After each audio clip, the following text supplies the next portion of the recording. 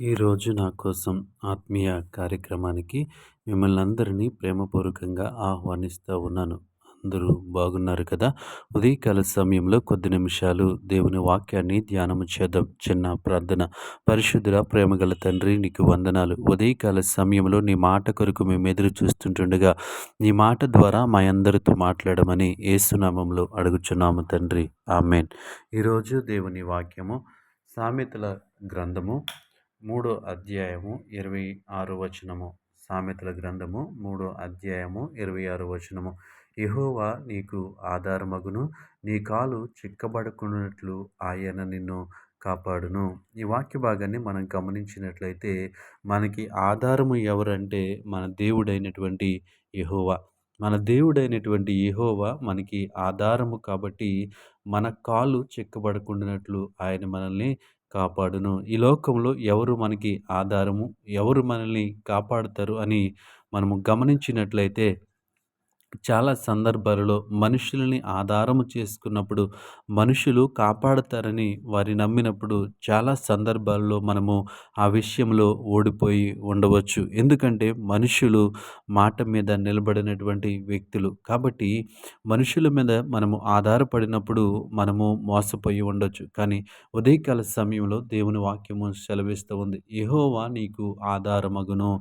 దేవుడు మనకి ఆధారముగా ఉన్నప్పుడు మన కాలు చిక్కబడిపోదు. ఆయన మనల్ని కాపాడుతాడు. ఎక్కడి నుంచి అంటే సమస్త విధములైనటువంటి ఉపద్రవముల నుంచి ఆయన మనల్ని కాపాడుతాడు. ఎప్పుడు కాపాడుతాడు? ఆయన మనకి ఆధారముగా ఉన్నప్పుడు, ఆయన మనము ఆధారము చేసుకున్నప్పుడు ఆయన మనల్ని కాపాడుతాడు. ఈ లోకంలో మనం జీవిస్తూ ఉన్నప్పుడు అనేక సార్లు మనము మనుషుల మీదే ఆధారపడుతూ ఉంటాం. ఎందుకంటే దేవుని మీద మనము ఆధారపడేవారిగా ఉండము. ప్రతిసారి కూడా మనుషుల వైపు ఎదురు చూసి మనుషులు సహాయం చేయలేనప్పుడు, మనుషులు మనల్ని కాపాడలేనప్పుడు దేవుని మీద ఆధారపడతాం. అంతేగాని మొదటిగా మనము దేవుని మీద ఆధారపడము. మన ప్రయత్నాలు మనం చేస్తూ ఉంటాం. ఈ లోకంలో ప్రయత్నాలు చేసి చివరికి దేవుని దగ్గరికి వస్తూ ఉంటాం. అది మంచిది కాదు. కానీ ఈ ఉదయకాల సమయంలో దేవుని వాక్యము సెలవిస్తూ ఉంది.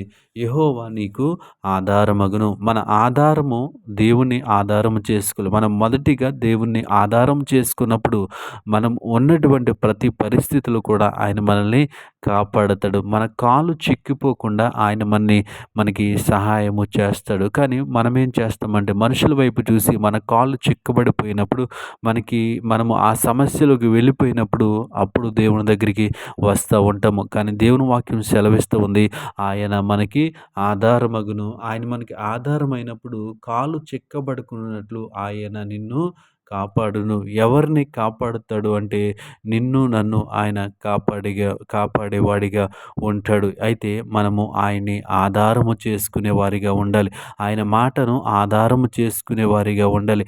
ఆయన వాక్యమును ఆధారము చేసుకుని బ్రతికే వారిగా ఉండాలి. ఎప్పుడైతే మనము వాక్యం మీద ఆధారపడతామో, ఎప్పుడైతే ఆయన మీద ఆధారపడతామో ఆయన మనకి సహాయము చేస్తాడు. ఎంతగా సహాయం చేస్తాడంటే మనము ఆ యొక్క చిక్కులలోనికి వెళ్ళకుండా, మనము ఆ సమస్యల్లోనికి వెళ్ళకుండా ఆయన మనల్ని కాపాడుతాడు. కాబట్టి మనము పరిస్థితుల్లో మనల్ని కాపాడేది ఎవరు అంటే ఆయన మాత్రమే మనల్ని కాపాడుతాడు. ఆయన మాత్రమే మనకి సహాయం చేస్తారు. ఈ ఉదయకాల సమయంలో ఈ మాటలు వింటున్న నా ప్రియ సహోదరి సహోదర, మనము ఎవరిని ఆధారము చేసుకుంటూ ఉన్నాం, ఎవరి మీద ఆధారపడుతూ ఉన్నాం. ఈ ఉదయకాల సమయంలో ఈ వాక్యమును బట్టి జ్ఞానము తెచ్చుకుని, ఈ వాక్యమును బట్టి విశ్వాసము తెచ్చుకుని మనము ఎవరి మీద ఆధారపడాలి అంటే మన దేవుడైన యెహోవా మీద మనము ఆధారపడాలి. ఆయన మీద మనం ఆధారపడినప్పుడు ఆయన మనల్ని ఏం చేస్తాడు? కాపాడుతాడు. ఈరోజు మనము ఏ సమస్యలో ఉన్నాం, ఈరోజు మనము ఏ ఇబ్బందులతో బాధపడుతూ ఉన్నాం, దేని చేత బంధించబడ్డాం, దాని నుంచి ఆయన కాపాడేటువంటి దేవుడు. ఎలాంటి పరిస్థితుల్లో ఉన్నా ఆయన కాపాడుతాడు. దిగులు చెందకు, కలత చెందకు. ఆయన వాక్యమును బట్టి ఆయన్ను ఆధారము చేసుకున్నట్లయితే మన ప్రతి పరిస్థితిలో కూడా ఆయన మనకి కాపాడుతాడు. ఆయన మనకి సహాయము చేస్తాడు. అట్టి కృప దేవుడు మనకి అనుగ్రహించునుగాక.